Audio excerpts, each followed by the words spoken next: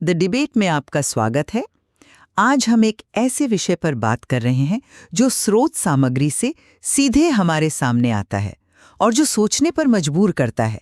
दिल्ली का दम घोंटता धुआं, अरावली की कटाई, परीक्षा पत्र लीक और कमर तोड़ महंगाई, ये मुद्दे बहुत गहरे सवाल उठाते हैं।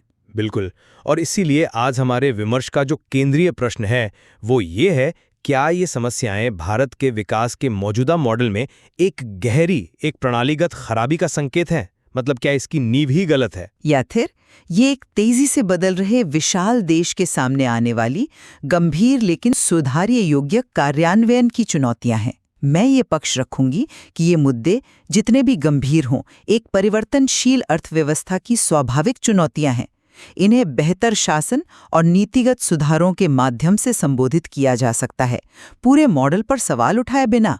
और मेरा तर्क ये होगा कि ये अलग अलग समस्याएं नहीं है, बल्कि एक ऐसे त्रुटिपूर्ण विकास मॉडल के अनिवार्य नतीजे हैं जो पर्यावरण, सामाजिक न्याय और लोकतांत्रिक मूल्यों की कीमत पर कुछ चुनिंदा लोगों को फायदा पहुंचाता है। ठीक है, तो मैं शुरू करती हूँ।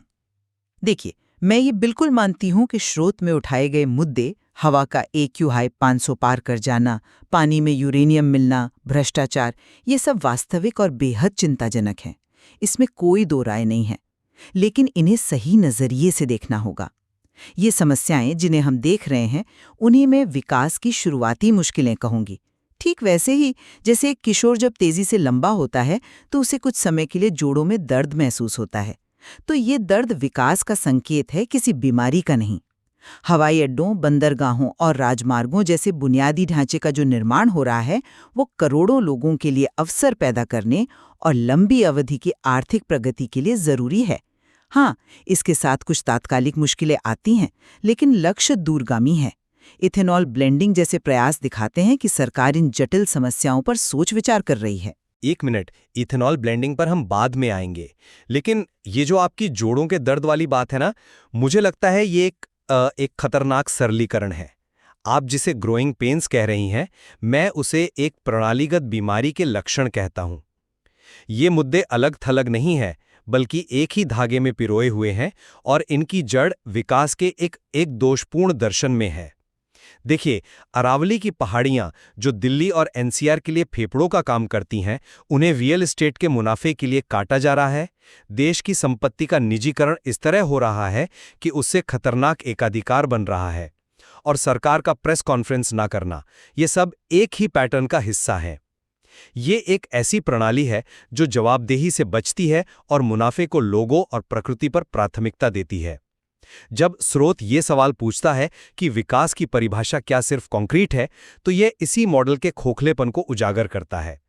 पानी में यूरेनियम मिलना या नदियों का जहरीला होना ये सिस्टम की गलतियां नहीं, बल्कि उसके डिजाइन का ही एक स्वाभाविक नतीजा है। अगर हम इसे दूसरे नजरिए से देखें तो आप इन सब को एक बड़ी साजिश की तरह देख रहे हैं, जबकि मैं इसे क्षमता और प्रवर्तन की कमी के तौर पर देखती हूँ।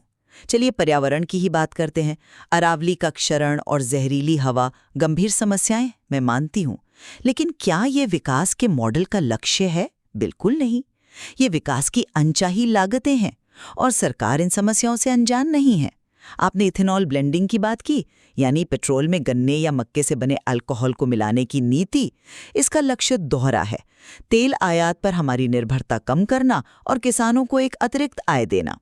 बेशक इस पर बहस हो सकती है कि क्या ये पानी जैसे जरूरी संसाधन पर अतिरिक्त बोझ डालता है, लेकिन ये दिखाता है कि सरकार इन जटिल समस्याओं पर सोच विचार कर रही है।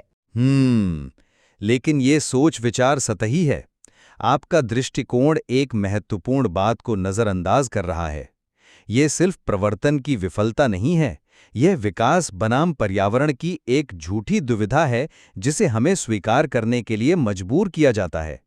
आपका मॉडल ये मानकर चलता है कि विकास के लिए प्रकृति का विनाश एक जरूरी बुराई है। स्रोत का सवाल, क्या विकास का मतलब प्रकृति को मिटाना है, बिल्कुल सटीक है, क्योंकि मौजूदा मॉडल का जवाब हाँ है। ये कोई संयोग नहीं है कि भारत वनों की कटाई में दुनिया में दूसरे स्थान पर है, जबकि हम कहीं और पेड़ लगाने का वादा करते हैं। ये तो पारिस्थितिकी की बुनियादी समझ की कमी को दिखाता है। आप एक सदियों पुराने जंगल को काटकर उसकी जगह कुछ पौधे लगाकर उसकी भरपाई नहीं कर सकते, लेकिन बिना औद्योगिकरण और बुनियादी ढांचे के आप गरीबी से कैसे लड़ेंगी? अगर नदियों में औद्योगिक कचरा जा रहा है तो ये औद्योगिकरण की विफलता नहीं है, बल्कि प्रदूषण नियंत्रण बोर्डों और स्थानीय प्रशासन के नियमों को लागू ना कर पाने की विफलता है। हमें इस सिस्टम को बदलने की नहीं, बल्कि उसे ठीक से लागू करने की जरूरत है। लेकिन इस तर्क में एक बुनियादी खामी है। ये प्रवर्तन की नहीं, प्राथमिकताओं की विफलता है। जब पंजाब के पानी में यूरेनियम मिलता है जिससे कैंसर फैलता है, तो ये सिर्फ प्रदूषण नहीं है, ये लोगों के जीवन के अधिकार पर सीधा हमला है। ये दिखाता है कि उद्योग का मुनाफा लोगों के स्वास्थ्य से ज्यादा जरूरी हो गया है। और यही गलत प्राथमिकताएं हमें सीधे शासन के संकट की ओर ले जाती हैं, क्योंकि जब सरकार की प्राथमिकताएं लोगों से अलग हों, तो जवाबदेही अपने आप खत्म हो जाती है। ठीक है, मैं मानती हूँ कि प्राथमिकताएं अहम हैं। चलिए शासन की बात करते हैं। प्रश्न पत्र लीक होना, भ्रष्टाचार या यहाँ तक कि विमान दुर्घटनाएं, ये सभी गंभीर प्रशासनिक विफलताएं हैं, इसमें कोई शक नहीं। ये एक ऐसी व्यवस्था के लक्षण हैं जो भारी दबाव में हैं। 1 अरब से ज्यादा लोगों के लिए अवसर पैदा करने की कोशिश में सिस्टम पर जबरदस्त तनाव है, लेकिन मैं इसे एक ध्वस्त होते लोकतंत्र के रूप में नहीं देखती। ये ऐसी समस्याएं हैं जिन्हें मौजूदा लोकतांत्रिक ढांचे के भीतर ही ठीक किया जाना चाहिए और किया जा सकता है। 1 मिनट, आप इसे दबाव या तनाव कह रही हैं, लेकिन क्या ये महज दबाव है या एक जानबूझकर बनाई गई प्रणाली है? जब प्रधानमंत्री एक भी प्रेस कॉन्फ्रेंस नहीं करते, तो क्या ये सिस्टम का तनाव है या जवाबदेही से बचने का एक सोचा समझा राजनीतिक निर्णय? आप जिन्हें प्रशासनिक विफलताएं कह रही हैं, वे आकस्मिक नहीं हैं। वे सत्ता को केंद्रित करने और असहमति को दबाने की एक सोची समझी रणनीति का नतीजा लगती हैं। मैं इस बात से पूरी तरह सहमत नहीं हूँ। आप हर प्रशासनिक विफलता को एक राजनीतिक मंशा से जोड़ रही हैं। मैं जोड़ नहीं रहा, मैं उस गहरे संबंध को उजागर कर रहा हूं जो पहले से मौजूद है। आप पेपर लीक को ही लीजिए, आप इसे सिर्फ शासन की विफलता कह रही हैं, लेकिन मैं इसे हमारे आर्थिक मॉडल का एक सीधा नतीजा मानता हूं। जब हमारा विकास मॉडल लाखों युवाओं को डिग्री तो देता है पर उनके लायक रोजगार नहीं दे पाता, तो एक हताश और बेरोजगार पीढ़ी तैयार होती है। यही हताशा उस भ्रष्टाचार को जन्म देती है, जहां एक सरकारी नौकरी के लिए लोग किसी भी हद तक जाने को तैयार हैं। पेपर लीक होना सिर्फ एक प्रशासनिक चूक नहीं, ये हमारे खोखले विकास के वादे का लक्षण है। ये एक दिलचस्प बात है जो आपने कही, लेकिन मैं ये समझने की कोशिश कर रही हूँ कि क्या इसका मतलब ये है कि जब तक हर किसी को नौकरी नहीं मिल जाती, तब तक भ्रष्टाचार और कुशासन बना रहेगा? ये तो एक असंभव मानक है। किसी भी विकासशील अर्थव्यवस्था में शुरुआती दौर में ऐसी मुश्किलें आती हैं। समाधान अधिक पारदर्शिता, मजबूत संस्थान और बेहतर जवाबदेही में निहित है, न कि पूरे सिस्टम को खारिज करने में। लेकिन जब सवाल पूछने वालों को ही चुप करा दिया जाए, तो जवाबदेही कैसे आएगी? जब स्रोत कहता है कि जर्नलिस्ट बिक चुके हैं और एक्टिविस्ट जेल में हैं और साथ ही प्रोपेगेंडा फिल्में बन रही हैं, तो ये एक ऐसे माहौल की ओर इशारा करता है जहां सवाल पूछना लगभग असंभव बना दिया गया है। जब संसद में महंगाई और बेरोजगारी जैसे असली मुद्दों पर बहस नहीं होती, तो ये सिस्टम की चूक नहीं, बल्कि उसकी प्राथमिकताओं का स्पष्ट प्रदर्शन है। ये दिखाता है कि सिस्टम किसके लिए काम कर रहा है और किसके लिए नहीं। और ये प्राथमिकताएं कहीं ना कहीं हमारे आर्थिक मॉडल से ही तो तय होती हैं, है ना? स्रोत निजीकरण की आलोचना करता है, लेकिन मैं मानती हूं कि इसका उद्देश्य अर्थव्यवस्था में कुशलता और प्रतिस्पर्धा लाना है। यह भी स्वीकार किया गया है कि निजीकरण बुरा नहीं है। हाँ, जैसा स्रोत कहता है, एकाग्रता खतरनाक है और इसके लिए हमें मजबूत नियामक संस्थाओं की जरूरत है, न कि निजीकरण को पूरी तरह से रोकने की। जहां तक रुपए के गिरने और महंगाई का सवाल है, हमें ये मानना होगा कि हम एक वैश्विक अर्थव्यवस्था में जी रहे हैं। ये केवल घरेलू नीतियों का परिणाम नहीं है, बल्कि वैश्विक आर्थिक दबावों जैसे कि ऊर्जा की कीमतों और अंतर्राष्ट्रीय संघर्षों का भी नतीजा है। ये बात सुनने में तो सही लगती है, पर जमीनी हकीकत कुछ और है। ये मॉडल सिर्फ कुछ चुनिंदा लोगों को फायदा पहुंचा रहा है और स्रोत इस बात को बहुत स्पष्ट रूप से कहता है। अच्छे दिन तो सिर्फ नेताओं के आए हैं, अपराधियों के आए हैं, अडानी अंबानी के आए हैं और ढोंगी बाबाओं के आए हैं। ये सिर्फ एक नारा नहीं है, ये ज़मीनी हकीकत का प्रतिबिंब है। निजीकरण से जो खतरनाक एकाधिकार पैदा हो रहा है वो कुछ ही कॉरपोरेट घरानों को देश के बंदरगाहों, हवाई अड्डों और खदानों जैसे महत्वपूर्ण संसाधनों पर नियंत्रण दे रहा है। ये आर्थिक शक्ति का केंद्रीकरण है जो राजनीतिक शक्ति के केंद्रीकरण को और मजबूत करता है। लेकिन क्या हर निजीकरण का यही नतीजा होता है? 1991 के बाद के आर्थिक सुधारों ने भी तो लाखों लोगों को गरीबी से बाहर निकाला। उस समय भी यही डर जताया गया था। निकाला, लेकिन किस कीमत पर? और क्या आज हम उसी रास्ते पर हैं या एक ऐसे रास्ते पर जहां संपत्ति कुछ ही हाथों में सिमट रही है?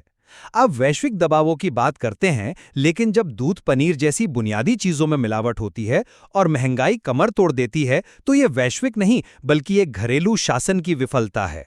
किसानों की दुर्दशा और उनकी आत्महत्याएं ये साबित करती हैं कि यह मॉडल आम आदमी की कीमत पर चल रहा है।